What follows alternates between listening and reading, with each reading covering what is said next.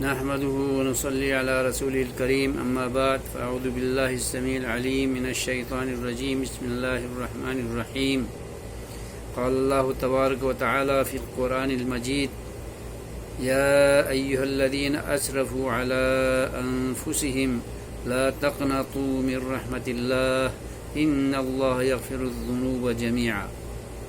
میرے محترم بزرگوں، بھائیوں، دوستوں، ماؤں اور بہنوں، السلام علیکم ورحمۃ اللہ وبرکاتہ۔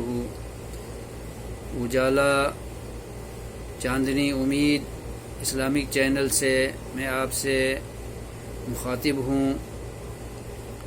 آپ سے گزارش ہے کہ میری ویڈیوز کو، میرے بیانات کو، اسلامی تعلیمات کو، میری گزارشات کو آپ سبسکرائب کریں، لائک کریں، شیئر کریں، تاکہ نئی سے نئی نوٹیفیکیشن معلومات آپ تک پہنچتی رہیں اور مجھے بیان کرنے پر اور ہم سب کو عمل کرنے پر اللہ تبارک و تعالی اجر عظیم عطا فرمائے، آمین یا رب العالمین۔ میرے بزرگوں اور دوستوں، آج میں آپ کی خدمت میں ایک بہت بڑی خوشخبری لے کر آیا ہوں۔ اللہ تبارک و تعالی کے فرمان کی روشنی میں قرآن کریم کے سائے میں ایک بہت بڑی خوشخبری لے کر آیا ہوں۔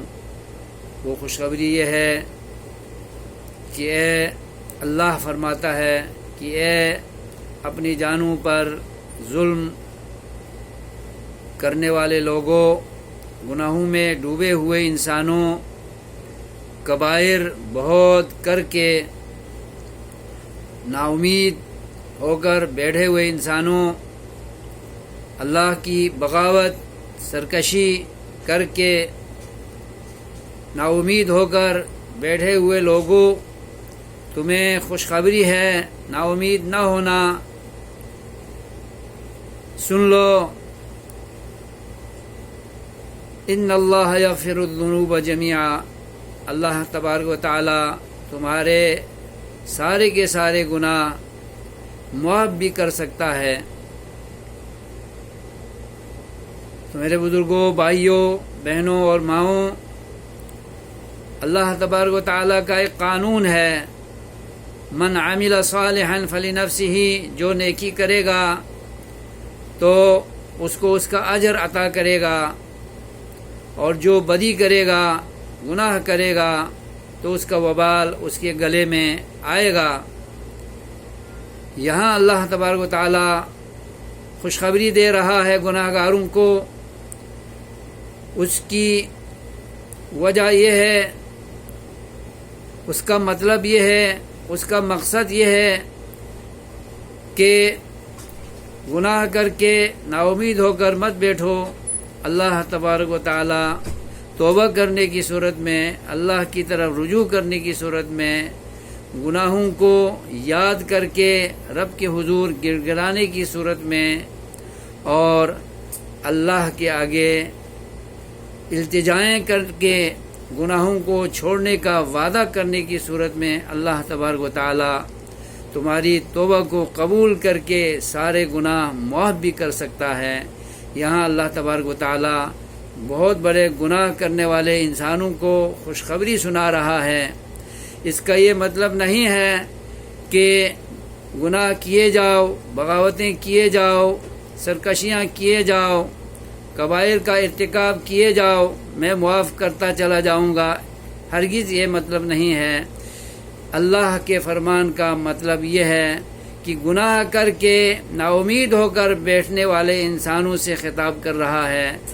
اللہ کے دربار کی طرف رجوع کرنے پر، اللہ کے حضور توبہ کرنے پر، استغفار کرنے پر، اس کی رحمتوں کی امید رکھ کر اس کے دربار میں آنے پر اللہ تبارک و تعالی نیتوں کے مطابق، ارادوں کے مطابق، سچی توبہ کے مطابق اللہ تعالیٰ سارے گناہوں کو بھی معاف کر سکتا ہے۔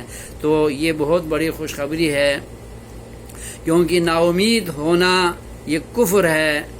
اللہ تبارک و تعالیٰ سے نا امید ہونا اور گناہوں پہ ڈٹے رہنا اور اپنے آپ کو اللہ کے دربار کی طرف، اس کی درگاہ کی طرف مت لانا اور نا امید ہو کے بیٹھ جانا، اسے اللہ تبارک و تعالی نے کفر قرار دیا ہے۔ وَلَا يَيْأَسُ مِن رَحْمَتِ اللَّهِ إِلَّا الْقَوْمُ الْكَافِرُونَ، فرمایا ہے کہ اللہ کے رحمت سے یعنی مغفرت سے، رحمتوں سے اور توبہ کی قبولیت سے جو نا امید ہو کے بیٹھ جاتے ہیں تو یہ صفت کافر لوگوں کی ہے، ظالم لوگوں کی ہے، اور